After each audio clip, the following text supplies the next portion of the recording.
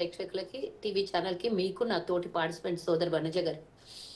First of all బీజేపీకి వచ్చేది sentiment మీద ఆయింట్మెంట్ రాయడం ఒకటే వచ్చు. ఏదన్నా ఒకటి బదలాం చేయాలి, బట్ట కలిసి మీద వేయాలి, దాన్ని తుడిచేయాలి, బట్ట తుడిచేయాలి. ఇదే కదా వచ్చేది వాళ్ళకు. అసలు మీరు అన్నట్టు మానస పుత్రిక, కాంగ్రెస్ మానస పుత్రిక 33% ఉమెన్ రిజర్వేషన్ 2010లో కాంగ్రెస్ పార్టీ ప్రవేశపెట్టినటువంటి, అప్పుడు ఎన్నో దఫాలుగా కొట్లాడినటువంటి కాంగ్రెస్ పార్టీ మొన్న ఈ మధ్యన 2023 ఈ పార్లమెంట్ ఎన్నికలకు ముందు కూడా కాంగ్రెస్ పార్టీ దీన్ని బలపరిచింది. సోనియా గాంధీ గారు పార్లమెంట్ లో మాట్లాడారు, రాహుల్ గాంధీ గారు కూడా పూర్తి స్థాయిలో బిల్లు పాస్ చేయడంలో వారు సహకరించారు. ఎక్కడ కూడా కాంగ్రెస్ పార్టీ ఎక్కడ కూడా 33% రిజర్వేషన్ కి, ఉమెన్ రిజర్వేషన్ కి ఎక్కడ వ్యతిరేకం లేదు. వ్యతిరేకం వల్ల ఈ డీలిమిటేషన్ ఏదైతే తీసుకొని వచ్చి మోకాలకి బోడిగుండుకి జత చేసినట్టు అసలు ఈ మహిళా బిల్లుకిను ఈ డీలిమిటేషన్ ఎందుకు చేయాల్సి వస్తున్నది? ఇది దీనికి ఏం సంబంధం అసలుకి?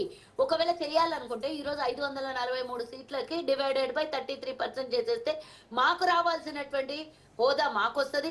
మేము కూర్చోవాల్సినటువంటి సభ్యులము మేము పోయి పార్లమెంట్ లో కూర్చుంటాం.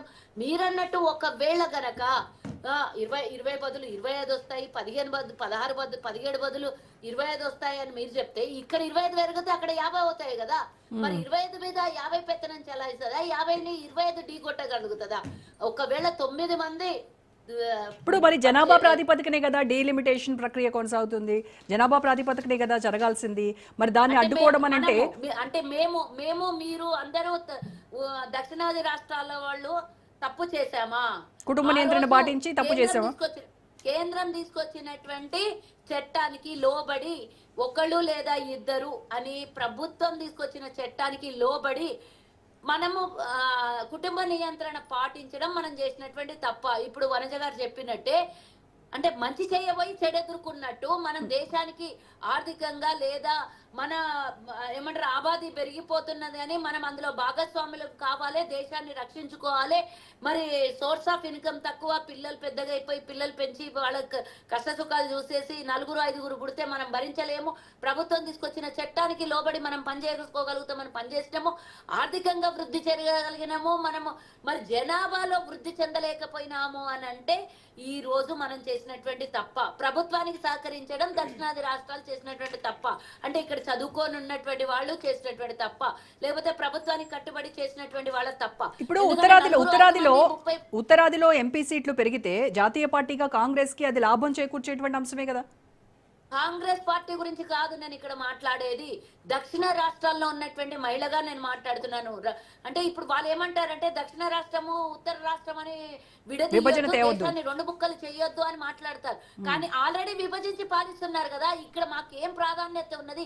ఇక్కడ నుంచి రూపాయి తీసుకొని పోతే జిఎస్టీ మీరు మాకు తిరిగి 40 పైసలు ఇస్తున్నారు.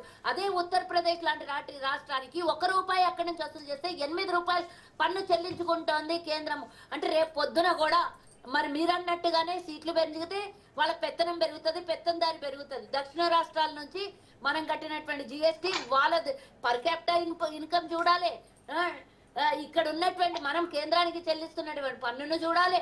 ఇక్కడ ఆర్థికంగా బలపడినటువంటి రాష్ట్రాలలో మీరు అన్యాయం చేస్తారు, ప్రభుత్వానికి కట్టుబడి ఉన్నందుకు మాకు మోసం చేస్తారు అనే దాని మీద కూడా చర్చలు జరగాలి కదా. ఏ చర్చలు జరగకుండా ఉటావుటిన 3 రోజులు స్పెషల్ పార్లమెంట్ పెట్టేసి అందులో బిల్లులు పెట్టేసి పాస్ చేసేసుకుందామనే ధోరణి ఎందుకు ఈ దొంగ వైఖరి వచ్చింది అని నేను బీజేపీని అడుగుతున్నా. ఎందుకు ఇంతగానము? ఎందుకంటే ఒక్క మహిళా బిల్లు పాస్ చేయడానికి ఇంకో మహిళను ఓడగొట్టడం కోసం మహిళా బిల్లును తీసుకొచ్చారా? ఈరోజు పశ్చిమ బెంగాల్లో ఎలక్షన్లు, ఇంకో రాష్ట్రంలో ఎలక్షన్లు ఉన్నాయని దక్షిణాది రాష్ట్రాలకు అన్యాయం చేయడానికి అక్కడ సీట్లు పెరుగుతుండొచ్చు, అక్కడ జనాభా ప్రాతిపదికన సీట్లు పెరుగుతుండొచ్చు, కానీ ఇక్కడ జనాభా ప్రాతిపదికన తక్కువ కదా. ఇప్పుడు ఇంకొక విషయం ఏంటంటే సుజాత గారు, ఇప్పుడు మీరు ఓబీసీ కోటా గురించి అంటే చాలా మాట్లాడుతూ ఉన్నారు కాంగ్రెస్ నాయకులు. అంటే ఓబీసీ కూడా తేల్చాలి అని చెప్పేసి అని అంటూ ఉన్నారు కదా. మరి కాంగ్రెస్ ప్రభుత్వము మీరు కేంద్రంలో యూపీఏ హయాంలో ముందు మహిళా బిల్లు గురించి ఎందుకు డిస్కషన్ అవుతుంది? సెన్సేషన్ ఎవరిని 2011 ఎందుకు తీసుకోవాలనుకుంటున్నారు? 2026 చేస్తే కనుక వాళ్ళ పప్పులు ఉడుకోవు కాబట్టి 2011 తీసుకొని క్లోజ్ చేద్దామని ఉట్టిన ఇంకో 10 నెలలు ఉన్నటువంటి జనాభా లెక్కల ప్రాతిపదికన దాన్ని వెళ్లకుండా జనగణనలు చేయకుండా ఈ రోజు మనం ముందుకెళ్ళిపోతే బిల్లు పాస్ చేసుకుంటారు. వాళ్ళ సొమ్ము ఏం పోయిందండి? బీజేపీకి కావాల్సింది రేపు దక్షిణాది రాష్ట్రాల మీద పెత్తనం చెలాయించడము. మరి ఆ రోజు కూడా మీరు గుర్తుంచుకోవాలి, ఇందిరాగాంధీ గారు ప్రధానమంత్రిగా ఉన్నప్పుడు దక్షిణాది రాష్ట్రాలకి అన్యాయం జరుగుతుందని ఈ బిల్లుని పాస్ గాని ఇవ్వకుండా ఫ్రీజ్ చేశారు. అలాగే అటల్ బిహారీ వాజ్పేయి గారు వచ్చినప్పుడు కూడా ఫ్రీజ్ చేశారు. దక్షిణాది రాష్ట్రాల మీద పెత్తనం చెలాయించొద్దు, అక్కడ అన్యాయం చేయొద్దని అప్పుడు ఈ బిల్లు మీద వ్యతిరేకించింది అక్కడ ఉన్నటువంటి ప్రధాని ఇందిరాగాంధీ గారు, ఒక మహిళ అయ్యి ఉండి కూడా. దాన్ని వీళ్ళు ఏం మాట్లాడతారంటే ప్రాపగండా చేసేసి కాంగ్రెస్ మోసం చేసింది. కానీ కాంగ్రెస్ మోసం చేయలేదండి, కాంగ్రెస్ కాపాడింది దక్షిణాది రాష్ట్రాలని. కాదు సుజాత గారు, నా క్వశ్చన్ ఏంటంటే మీరు యూపీఏ హయాంలో మీరు ఈ బిల్లును పెట్టినప్పుడు ఈ ఓబీసీ కోటా అంశం గురించి మీరు ఎందుకు దాంట్లో మీరు పెట్టలేదు, అప్పుడు లేనటువంటి డిమాండ్ ఇప్పుడు ఎందుకు వస్తోంది అని బీజేపీ నేతలు అడుగుతున్నారు. అంటే ఎందుకు అప్పుడు లేదు, అప్పుడు 33% పాస్ అవ్వలేదు, అప్పుడు అవ్వలేదు కాబట్టి ఈ రోజు అవ్వద్దు అనుకుంటామా? ఎందుకు ఎప్పటికప్పుడు కొత్తగా ఆలోచన చేయొద్దా? ఎందుకు ఇవ్వద్దు? ఇప్పుడు మరి వీళ్ళే కదా పార్లమెంటులో మేము బీసీ బిల్లుని ప్రవేశపెడతాం, ఓబీసీ బిల్లుని ప్రవేశపెడతామని గొప్పలు చెప్పారు కదా. ఇక్కడ తెలంగాణలో ప్రవేశపెట్టంగానే మేము బీసీ బిల్లు ప్రవేశపెట్టంగానే అక్కడ పార్లమెంట్ లో మాట్లాడారు కదా. మరి అది మాట్లాడిన అప్పటి పూర్తికేనా? ఇది మాటలు గాలివేనా? అక్కడ రాజ్యాంగం రాయబడేటటువంటి పార్లమెంట్ లో మీరు తీసుకున్నటువంటి నిర్ణయాలు ఉట్టి నీళ్ళ మీద రాతలేనా? మీరు మాట్లాడినటువంటి మాటలు చట్టానికి వర్తించవా? కనీసం దాని మీద చర్చ జరిగిందా? బీసీ బిల్లు మీద ఓబీసీకి అంటే నేను ఈరోజు అంటున్నా ఓబీసీయా బీసీయా లేకపోతే జనరలా, ఇవన్నీ నాకు సంబంధం లేదు. ఫస్ట్ ఆఫ్ ఆల్ నేను అడిగేది నా రాష్ట్రాలకు అన్యాయం జరుగుతుంది. అప్పుడెప్పుడో ప్రధానమంత్రి పివి నరసింహారావు గారు ఉండే 100 సంవత్సరాల క్రితం అని రేపు పొద్దున రాబోయే జనరేషన్ కి మాట్లాడుకునే విధంగా మనం దక్షిణాది రాష్ట్రాలు అన్యాయం అయిపోదామా?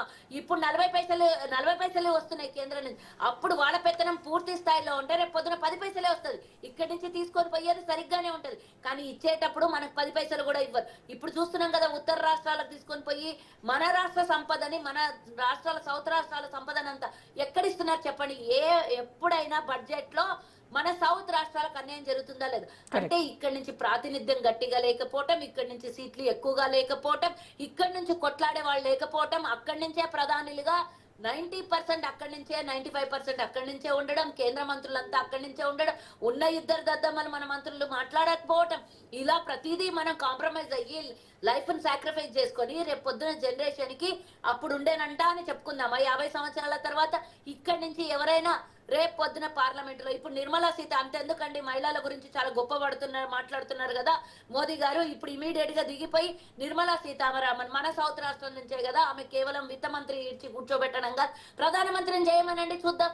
దమ్ముందా మన సౌత్ రాష్ట్రాల నుంచి ఒక్కోళ్ళని వాళ్ళు చేయమనండి. అంతెందుకండి, మహిళ ఇడిచిపెట్టండి, ఇక్కడ ఉన్నటువంటి కిషన్ రెడ్డిని ప్రధానమంత్రి ఊరికి అనౌన్స్ చేయమని చూద్దాం. కనీసం పేరు తీసుకోమనండి. మన సౌత్ రాష్ట్రాల నుంచి ఒప్పుకుంటారా వాళ్ళు? మన మీద పెత్తనం చెలాయించాలి, మన సంపదను దోచుకొని పోవాలి. ఇక్కడ హై ఎడ్యుకేషన్ క్వాలిఫైడ్ ఉన్నటువంటి జనాభా ఉన్నారు, వాళ్ళకి అన్యాయమైన ఓట్లు పడవు కాబట్టి మన మీద తొక్కేసి అక్కడ పెత్తనం చెలాయిద్దాం.